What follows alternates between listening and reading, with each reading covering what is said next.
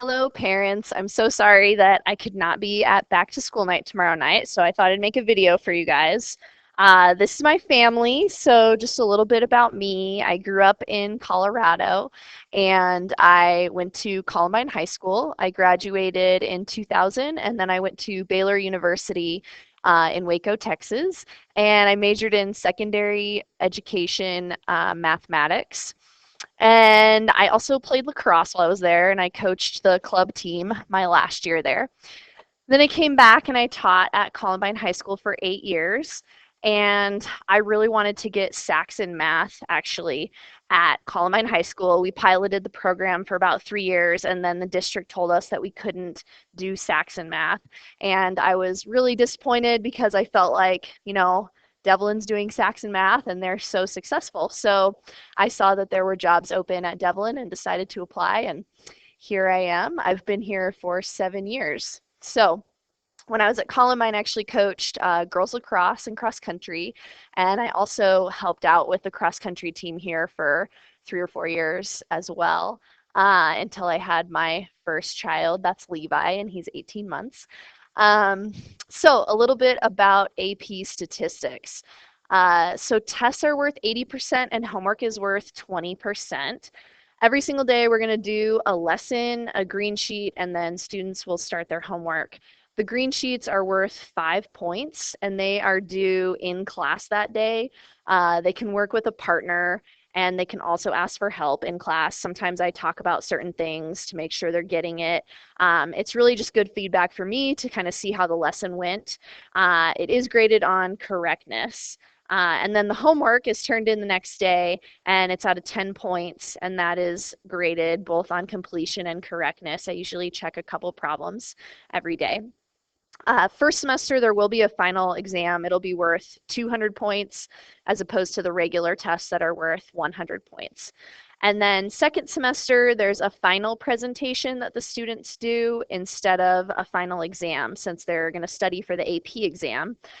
So the final presentation they present on senior final days. They can work with a partner and they're going to collect some sort of data on something that interests them, and then they do some sort of inference on the data and hopefully draw a conclusion about whatever question they ask. They're usually pretty interesting. I really like seeing what the students come up with. When students are absent, I recommend that they watch the video. They can read the textbook, but the video is probably better. So if they go to my website,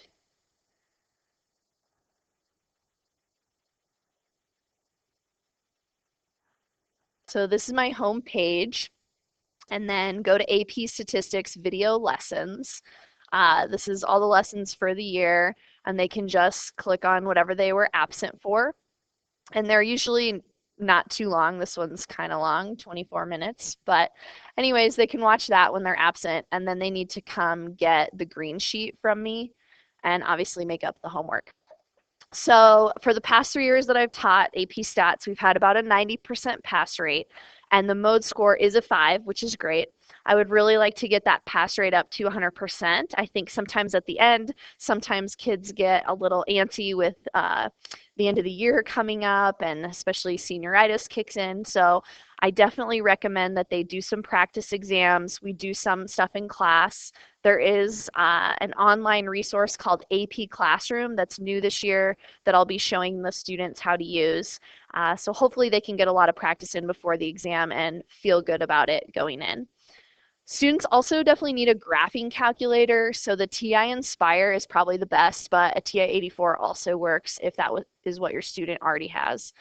And then make sure your student has a book. So we had 85 students sign up for stats this year, and last year there were only 42 students.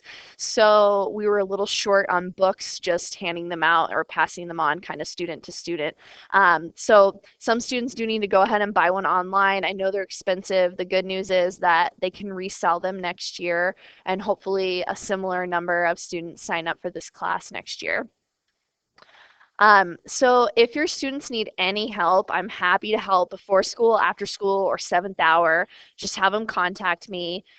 This is my contact information if anybody needs it. And please feel free to email me if you have any questions or anything that I can answer. And again, I'm sorry I could not be there for back to school night, and I look forward to meeting you at conferences. Thanks. Bye.